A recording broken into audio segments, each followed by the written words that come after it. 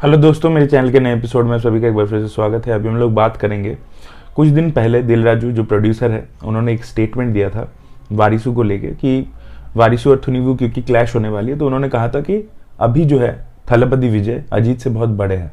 और इस स्टेटमेंट ने काफ़ी सारा कंट्रोवर्सी क्रिएट कर दिया। ऑलरेडी वारिसू को लोग बॉयकॉट करने लगे, मतलब तमिलनाडु में जो अजीत के फैंस थे उन्होंने काफ़ी कुछ बोलने लगे। तो वारिसू ऑलरेडी एक ट्रबल्ड सिचुएशन में है, इसलिए क्योंकि तेलुगु के जो प्रोड्यूसर है उस समय दो बड़ी तेलुगु फिल्में आ रही है। चिरंजीवी की फिल्में आ रही है, वाल्टर वेरिया, और उसके साथ साथ ये फिल्म भी आ रही है, बालाकृष्ण की फिल्म है, वो भी उसी वक्त आ रही है। तो तेलुगु में क्योंकि दिल राजू एक बहुत बड़े प्रोड्यूसर है, बहुत इफेक्टिव प्रोड्यूसर है, तो उन्होंने क्या किया कि ज़्यादा से ज़्यादा वो थिएटर ब्लॉक कर रहे। और इसको लेके काफ़ी सारा कॉन्ट्रोवर्सी भी हुआ था कि एक तमिल फिल्म है, एक्चुअली तमिल टेक्नीशियंस ने बनाई है, तेलुगु डायरेक्टर है, तमिल हीरो है, तो आप इसको कैसे इतने सारे थिएटर्स ब्लॉक कर सकते हो। ये इसको लेके बहुत सारा कंट्रोवर्सी हुआ था। और दिल राजू का जो पुराना स्टेटमेंट था कि उन्होंने कहा था कि सबसे पहले तेलुगु फिल्म को जगह देना पड़ेगा, आप तमिल फिल्म को वैसे मतलब जो डब्ड फिल्म है उसको जगह नहीं दे सकते। तो वही सारे पुराने स्टेटमेंट्स उठा के दूसरे भी लोग जो है बात कर रहे थे, तो इसको लेके काफ़ी कंट्रोवर्सी हुई थी। जो लोग साउथ की इन खबरों को रखते हैं उनको पता होगा इसके बारे में। फिर दूसरे जो प्रोड्यूसर्स है उन्होंने भी दिल राजू को थोड़ा बहुत सपोर्ट भी किया, जिसमें से अल्लू अर्जुन के फादर अल्लू अरविंद भी थे उसमें से। तो ऐसा एक कंट्रोवर्सी चल रहा था, ऊपर से उन्होंने ये स्टेटमेंट दे दिया। तो अभी तमिलनाडु के अंदर थुनीवू अच्छा करेगी या वारिसू अच्छा करेगी, तो फिल्म का ट्रेलर देखने के बाद हम लोग एक मतलब अंदाज़ा लगा पाएंगे। और उसके बाद जब फिल्म एक्चुअली फिल्म के बारे में बात करती है, आप जितना भी प्रमोशन कर लो, जितना भी उसका हाइप हो, जो भी हो, वो बाद में फिल्म अगर अच्छी होगी तो पब्लिक उसको देखेगी, वो ज़्यादा बड़ी हिट होगी, और अगर फिल्म ख़राब है तो वो नहीं होगी। सीधा बात है। अब देखते हैं कि ये जो उन्होंने स्टेटमेंट दिया दिल राजू ने, ये क्या सही स्टेटमेंट है या गलत स्टेटमेंट है। तो देखिए, कभी भी आपकी अगर फिल्म दिल राजू वारिसू के प्रोड्यूसर है जिसमें थलपति विजय लीड रोल प्ले कर रहे हैं, तो उसके प्रमोशन में अगर आप ऐसा स्टेटमेंट दे रहे हो तो वो सही बात नहीं है, क्योंकि आप दूसरे को डिमीन कर रहे हो। तो उस स्टैंड पॉइंट से अगर हम देखें तो ये बात उन्होंने सही नहीं कही, ऐसा उनको अभी नहीं कहना चाहिए था। लेकिन अगर प्रैक्टिकली हम सोच के देखें कि क्या ये बात उन्होंने गलत बोला, ये स्टेटमेंट क्या गलत है, बिल्कुल गलत नहीं है।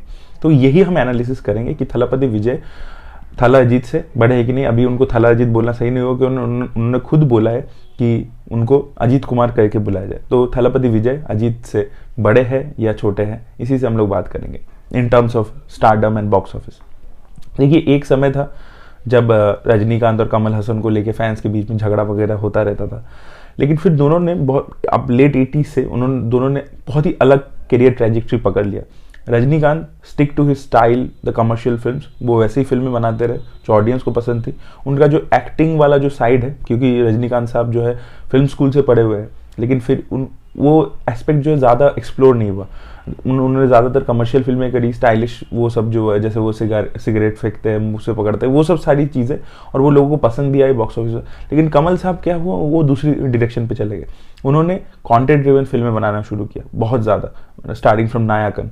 फिर उन्होंने खुद भी काफ़ी सारा फिल्म डायरेक्ट किया, लिखा, जिसमें से थेवर मगन थी, और उसके बाद उन्होंने महानदी जैसी फिल्म बनाई। फिर उसके बाद उन्होंने हे राम बनाई। तो काफ़ी सारी एक्सपेरिमेंटल फिल्में वो करते थे। दोनों का पाथ बहुत अलग हो गया। बाद में ये जो पोजीशन था, जो एक राइवलरी वाला, वो उसके बाद अजीत और विजय ने लिया, जो 90s में अपकमिंग थे। और ये पोजीशन उनको मिला मिड 2000s में, जब वो थला उनको मिला टैग और इनको मिला थलापति वाला। तब इलय थलापति था, और बाद में उसको एटली ने रिमूव किया और इलय थलापति से थलापति कर दिया सिर्फ। अब चीज़ है कि एक टाइम तक दोनों का राइवलरी था, कभी अजीत भी ऊपर थे, कभी विजय ऊपर थे, ऐसा चलता रहता था। लास्ट उनका जो क्लैश हुआ था वीरम और उधर जिल्ला करके एक फिल्म थी, उसमें वीरम ने ज़्यादा अच्छा परफॉर्म किया था। वीरम ने बहुत अच्छा परफॉर्म किया था, वीरम बड़ी हिट थी तमिलनाडु के अंदर। अब उसके बाद अगर ये 2014 की बात है जब वीरम रिलीज हुई थी और जिल्ला भी रिलीज हुई थी, और सेम डे पे क्लैश भी हुआ था फिल्मों का। उसके बाद अगर आप देखें तो अजीत का एक प्रॉब्लम है, अगर आप उनकी कैरियर को, वो किसी भी एक डायरेक्टर को पकड़ते हैं, उसके साथ 3-4 फिल्में करते हैं। अब इसमें से काफ़ी फिल्में खराब रहती है, वो उतना परफॉर्म नहीं कर पाती, और ये 70 करोड़ चार्ज करते हैं अजीत कुमार, तो काफ़ी का मतलब प्रोडक्शन कॉस्ट बहुत ज़्यादा हो जाता है। और अलग अलग डायरेक्टर के साथ वो ज़्यादा काम नहीं करते, तो और वो अपने उस मतलब जब भी एक्सपेरिमेंट करते वो उतनी चली नहीं। जैसे नेरकोंडा पारवाई उनकी बहुत एक्सपेरिमेंटल फिल्म थी उनके हिसाब से, लेकिन वो उतनी ज़्यादा चली नहीं। अब वो जैसे रूरल फिल्में करते, जैसे विश्वासम जो बहुत बड़ी हिट रही थी, और जैसे वो करते वेदलम, ऐसी फिल्में वो ज़्यादा चलती है, तो वो उस चीज़ में स्टिक हो गया है। लेकिन उधर जो थलपति विजय है ऐसा नहीं कहूँगा कि उन्होंने बहुत ज़्यादा वैरायटी किया है, उन्होंने लोकेश कनगराज के साथ सबसे ज़्यादा आज तक एक्सपेरिमेंट किया है, और दैट फिल्म मास्टर, जो बॉक्स ऑफिस में भी बहुत अच्छी थी, उन्होंने अच्छा परफॉर्म किया और क्रिटिकली भी काफ़ी अक्लेम्ड थी। लेकिन क्या हुआ, उनकी जो एटली के साथ जो टाई अप है, जो बॉन्ड है, उससे उन्होंने जो डिलीवर किया, एटली के साथ भी उन्होंने 3 फिल्में की हैं, बिगिल, मर्सल और थेरी, उससे उनको अलग ही एक लेवल लीग मिल गया है, जहाँ पे उनके मतलब वो फिल्में ऐसी है, वो डायरेक्टर का भी क्रेडिट है कि सारे ऑडियंस को केटर करती है, उसमें फैमिली ऑडियंस है, बच्चे हैं, मास ऑडियंस है, सारे लोगों को अच्छी लगती है, एटली ऐसे फिल्म बनाते हैं। तो उससे थलपति के करियर को बहुत ज़्यादा बूस्ट मिला है। और अगर आप बॉक्स ऑफिस नंबर्स देखें तो लास्ट कुछ सालों में, जैसे ये मर्सल, बिगिल, फिर मास्टर हो गई, फिर थेरी हो गई, यहाँ से उनकी बॉक्स ऑफिस कलेक्शन को अगर आप देखें और बगल में आप अजीत कुमार की फिल्मों को देखें, तो ये सारी जो कमर्शियल फिल्में उन्होंने शिवा के साथ बनाई, सारी क्रिटिकली पैंड है, मतलब इनको क्रिटिकल अक्लेम तो बिल्कुल मिला ही नहीं है, क्योंकि शिवा वैसे डायरेक्टर भी नहीं है। और जैसे उन्होंने नेरकोंडा पारवाई बनाई, उसको क्रिटिकली अक्लेम मिला, लेकिन बॉक्स ऑफिस में हिट नहीं हुई, अनलाइक मास्टर जैसे उसको क्रिटिकल अक्लेम भी मिला, वो हिट भी हुई। तो ये अजीत का एक प्रॉब्लम है। तो उन्होंने जो फिल्में बनाई है उससे उनका जो एग्जिस्टिंग फैन बेस है वो हैप्पी हो रही है, लेकिन वो बढ़ नहीं रही है। विजय ने जो फिल्में की उससे उनकी फैन बेस बढ़ती जा रही है, और इनकी जो फैन बेस है, मतलब अजीत कुमार की, वो तमिलनाडु के अंदर कॉन्सेंट्रेटेड है, वो बहुत ज़्यादा तमिलनाडु के अंदर कॉन्सेंट्रेटेड है। विजय की फिल्में जो है वो थोड़ी बहुत तेलुगु में भी, उनका जैसे थेरी जो फिल्म थी वो भी डब हुई थी, मर्सल भी डब हुई थी, और क्योंकि जैसे विजेंद्र प्रसाद थे, उन्होंने मर्सल में काम किया था बतौर राइटर, तो वो वहाँ भी चली थी। तो उनका धीरे धीरे, और नॉर्थ इंडिया में अगर आप देखेंगे तो तब भी जब जैसे वालीमई रिलीज हुई, बॉनी कपूर की फिल्म थी, उन्होंने प्रोड्यूस किया था, उसको हिंदी में साइमल्टेनियसली रिलीज किया, लेकिन वो बहुत अंडर परफॉर्म किया उसने हिंदी में। लेकिन आप अगर देखेंगे मास्टर भी रिलीज हुई साइमल्टेनियसली, नॉर्थ इंडिया में भी विजय की फैन फॉलोइंग अजीत से ज़्यादा है, ये एविडेंट इसलिए है, मास्टर बिना हाइप के साथ रिलीज हुई थी। लेकिन क्या हुआ, और उसमें कोई ऐसे बड़े नामी नॉर्थ इंडियन प्रोड्यूसर एसोसिएटेड नहीं थे, लेकिन फिर भी क्या हुआ, अगर आप देखेंगे, आप पूछेंगे किसी भी डिस्ट्रीब्यूटर से, मैंने जैसे यहाँ पे बंगाल में जिस डिस्ट्रीब्यूटर ने डिस्ट्रीब्यूट किया था मास्टर को, उन्होंने मुझसे कहा कि मेरे को पहले पैसे वापस मिल गए। वो फिल्म उतनी चली थी, विजय द मास्टर जो हिंदी डब वर्जन थी, वो चली थी थोड़ी बहुत, और उसने पैसे कमाए थे। तो ये एक डिफरेंस है। हाँ, वो बड़ी हिट नहीं रही थी, लेकिन उसका कॉस्ट रिकवर हो गया था। वालीमई में वो भी नहीं हुआ, वालीमई बहुत खराब फ्लॉप रही। तो ये कुछ चीज़ें हैं जो मैं कहूँगा कि लास्ट कुछ बॉक्स ऑफिस अगर और फिल्में जो क्रिटिकली अक्लेम भी हो, कमर्शियली सक्सेसफुल भी, वो सारी विजय के पास है। अजीत का वो थोड़ा ट्रैक रिकॉर्ड, लेकिन विनोद के ऊपर मेरे को पूरा भरोसा है, वो बहुत ही अच्छे डायरेक्टर है। उन्होंने पहले बहुत अच्छा काम किया है, थीरन जैसा काम किया है, फिर सटुरंगा वेट्टाई जैसा काम किया है।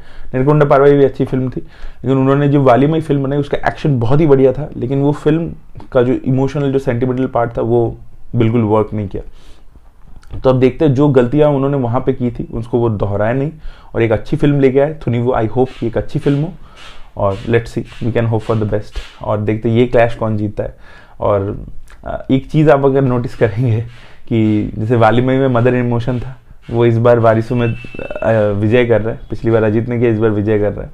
और उल्टा, मतलब जैसे बीस्ट जो फिल्म थी, जो मतलब फ्लॉपी रही थी, वो फिल्म भी तमिलनाडु में, और अच्छी फिल्म बिल्कुल नहीं है। तो बीस्ट में जैसे एक एक्शन ओरिएंटेड, सफ़ेद कपड़ा, सफ़ेद शर्ट पहन के विजय एक्शन कर रहा है, वैसा सेम टाइप का हमको एक सीन इधर थुनीवु में देखने को मिलता है। तो जैसे दोनों का रेप्लिकेशन कर रहे हैं। तो देखते हैं कौन जीता है। आई होप कि दोनों फिल्में अच्छी हो, फिल्में अच्छी हो। और जैसे वंशी जो है वो फैमिली फिल्म है, वो फैमिली वैल्यूज़ वाली फिल्में अच्छी बनाते हैं, जैसे एक होलसम एंटरटेनिंग फिल्म। और विजय की काफ़ी टाइम से वैसी फिल्म आई नहीं है, बीस्ट भी वैसी फिल्म नहीं थी, मास्टर भी वैसी फिल्म नहीं थी। आई होप कि वैसा एक होलसम एंटरटेनमेंट हो। और थुनीवु भी जो है बहुत ही स्टाइलाइज्ड और एक हाइस्ट मूवी जो बहुत ही टू द पॉइंट चले, और जो एच विनोद का खुद का फ्लेवर है वो उसमें देखने को मिले, तो बढ़िया हो जाएगा, मज़ा आ जाएगा। उसकी भी एक ऑडियंस है अलग। और आई होप कि दोनों फिल्में बहुत अच्छा करें, और दोनों फिल्मों से मेरी बहुत ही उम्मीदें हैं। आप लोगों का क्या कहना है कि कौन ज़्यादा बड़ा स्टार है, थलपति, विजय या अजीत? अवश्य कमेंट सेक्शन में बताएं। और आप लोगों को क्या लगता है कि इसकी आप जो भी आंसर दे रहे हो उसका रीज़न क्या है, वो भी बताएं कमेंट सेक्शन में। Thank you so much, bye bye.